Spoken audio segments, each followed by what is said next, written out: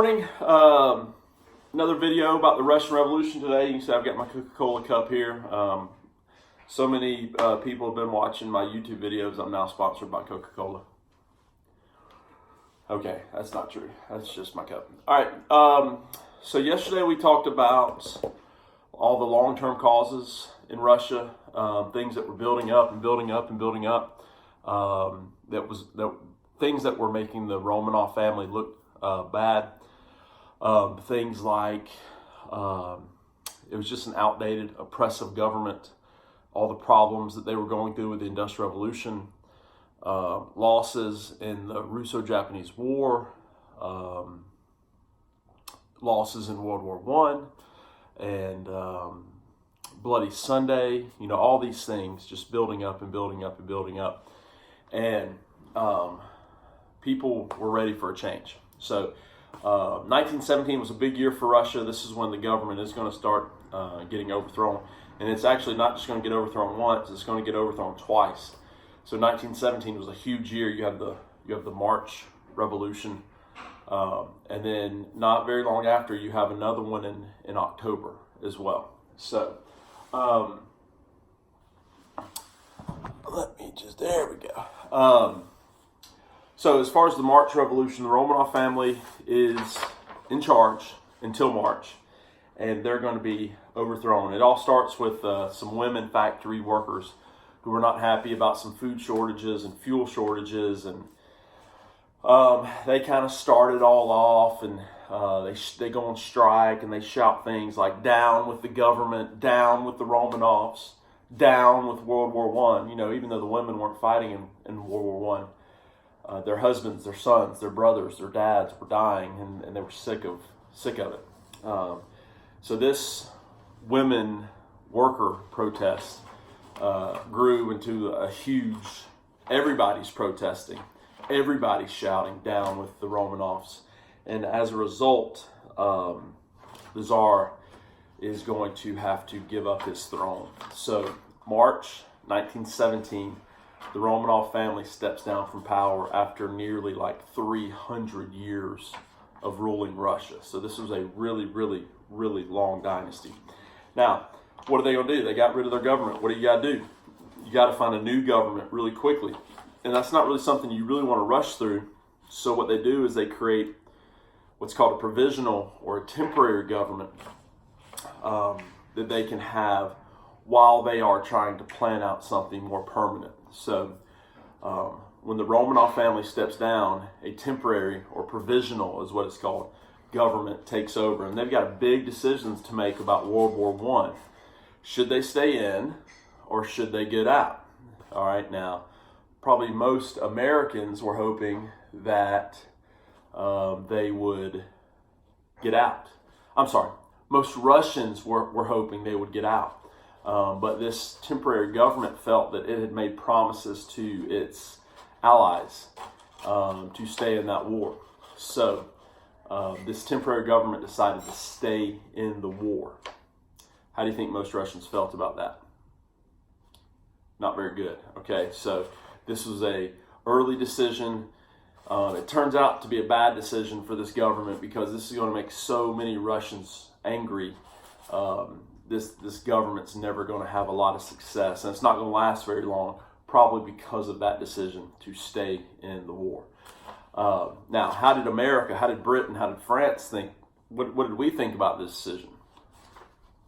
We loved it because we want Russia in the war as long as possible because they're forcing Germany to do what to its army?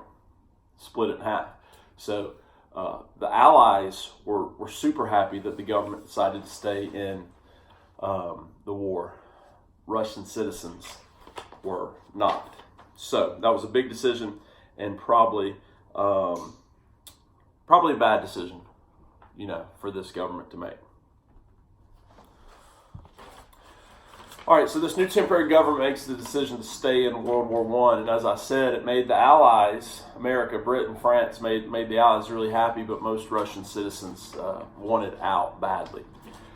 So Russian citizens were not happy with this new government keeping them in the war, so they get angrier and more radical, and they start joining these little groups called Soviets, and basically they were like little local city councils that these angrier, unhappy, kind of radical, and many times socialists, like believers in Marxism, they start joining these little Soviets. And in a lot of towns, the Soviet had more power than the provisional government did. So imagine, like, if in America, imagine if we started this little group in Archer's cluster and we had more power than, like, Washington, D.C. had. That's kind of what these little Soviets were. So they're local groups of pretty radical, angry, bitter Russian leaders, and they have a lot of power at the local level. And there were Soviets all over Russia. Okay, these little groups were all over Russia, and these little groups are these little Soviet groups. They're mad and they're bitter and they're angry, so they want change. Okay, and they're going to do things to create change. The biggest thing they probably want is to get Russia out of World War I, but they just want other changes as well. So, one last thing in this section, Germany is going to find Lenin. I don't know if y'all remember me talking about Lenin yesterday. He was a huge believer in Karl Marx. He got driven out of Russia by the Romanov family. Well, now the Germans are going to help Lenin get back into Russia because they know he's going to stir up a lot of trouble, and they know he's going to create this huge uprising, and they know he wants to get Russia out of Germany. Russia out of World War I. So Germany is going to help Lenin get back into Russia, hopefully where he will take over Russia, and then would get Russia out of World War I. They would surrender. And that way Germany could focus all of its army on France and Britain and the Western Front. Okay, so now we're on the October Revolution. That temporary government's not going to last very long, mainly because of that decision to stay in World War I, which a lot of Russians were not happy with. All right. So if you remember a few seconds ago, I said you had these small little, like, local city council type groups called Soviets being formed, and most of these Soviets were pretty radical little groups that didn't really like the direction Russia was going, and they wanted to see a lot of changes. So Germany helps Lenin get back into Russia, and he starts kind of seizing control of all these Soviets. So imagine if I went around and started taking over, like, all of the city councils in all of America. It'd be kind of like taking over city by city by city by city.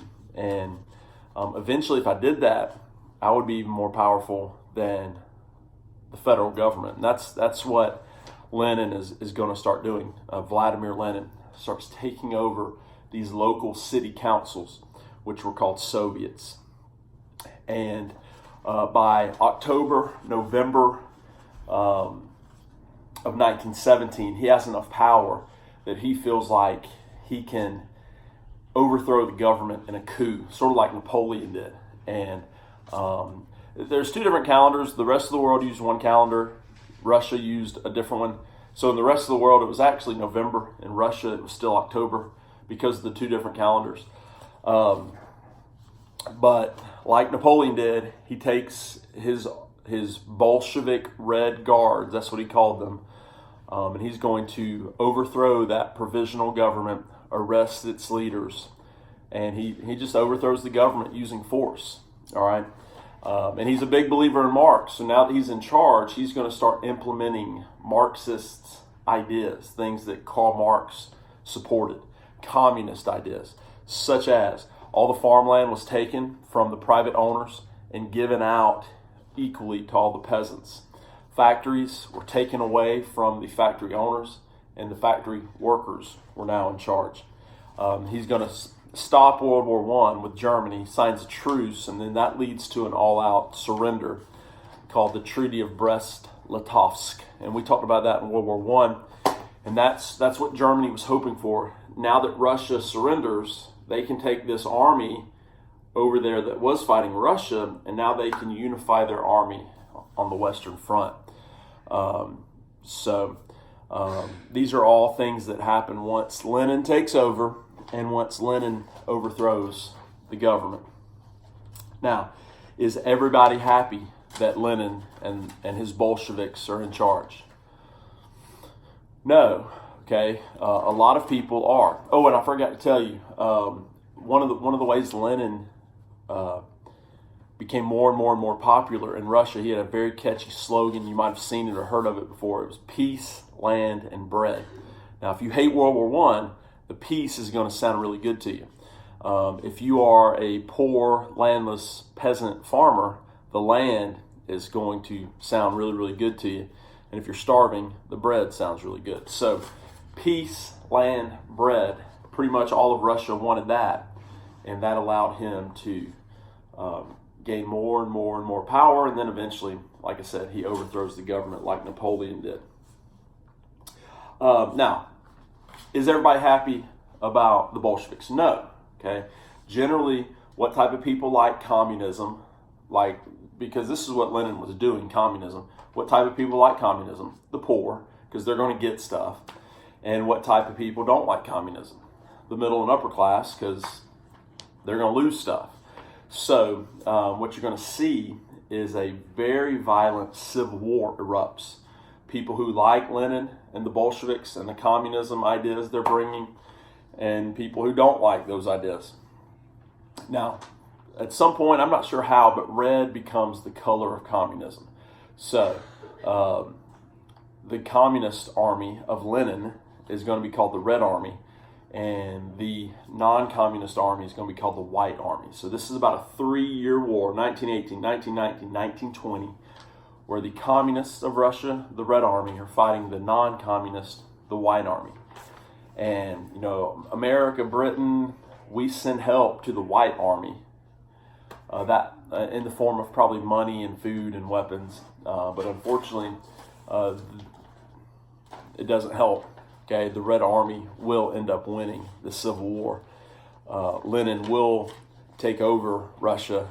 Communism will take over Russia. Okay, but imagine they've just gotten out of World War I, where they lost 1.7 million people, and they go right into a civil war where they're going to lose 14 million people, either in the war or in the famine after the war. So just a rough time to be a young man or just a rough time to live in Russia. 14, 15, 16, 17, 18, 19, 20. That was a rough time to be in Russia. So that is how Russia becomes communist. Okay, so now that the Civil War is over, Russia has to recover from World War I and the Civil War, and it takes them about 8 to 10 years to recover from these wars, but they eventually do. And Lenin is firmly in charge. His Bolshevik party, which again was a radical party, political party, who believed in the ideas of Karl Marx. They're going to rename themselves the Communist Party. So the Bolshevik Party of Lenin becomes the Communist Party. And he's in charge, and he's going to kind of reorganize Russia into these different, almost like states, like America, these different republics. I think there's like 15 or so. So we were states first, and then we united into a big country. They kind of do it reverse. They were a big country, and then they broke themselves up into these little republics, these different states. So Russia is going to change its name to the Union of Soviet. That was to honor the little local councils of the revolution. Union of Soviet Socialist Republics. So, sort of like the United States, we have 50 states. Well, this was a union of like 15 different Soviet states. So Ukraine, I think, was one. Moldova was one. Soviet Georgia was one. Russia was one. They had about 15 republics. So, in other words, Bolshevik Party becomes the Communist Party. Russia becomes known as the Soviet Union, or the Union of Soviet Socialist Republics, USSR. And they're going to stay that way until about 1990, 91, and that's when this whole communist system collapses and the Soviet Union breaks apart. So, quick review. All right.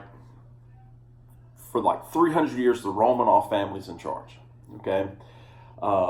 Because of all the problems we talked about, mainly World War I, but all these other problems too.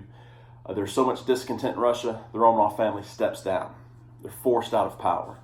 And a temporary government is put in charge, a provisional temporary government. They have a very tough decision to make about World War I. They decide to stay in. It ends up being a very unpopular decision. And as a result, they're only in power from, April, May, June, July, August, September, like 6 months. And then Lenin and his group of Bolsheviks are going to forcefully overthrow that temporary government, sort of like Napoleon did in a coup. And when Lenin overthrows the government, he starts forcing Marxist or communist ideas on the people. Not everybody in Russia is happy about this. It leads to a huge civil war between the communist or Bolshevik army, which was the Red Army, and everybody else who was the White Army. The communists win that civil war, and that's how Russia becomes communist. The Bolshevik Party changes its name to the Communist Party, and Russia changes its name to the Union of Soviet Socialist Republics. So, probably could have just done that to begin with, but anyway, make sure that you have read chapter 30, section 1. Make sure you've watched yesterday's video, today's video, and then now you're all ready for the quiz. All right, you might want to wait on the quiz until after our Google Meet session where you can ask me some questions. But make sure you do this chapter 30, section 1 quiz. You have 3 chances, so make sure you score as high as you can on it. All right, have a great day. We'll see you tomorrow.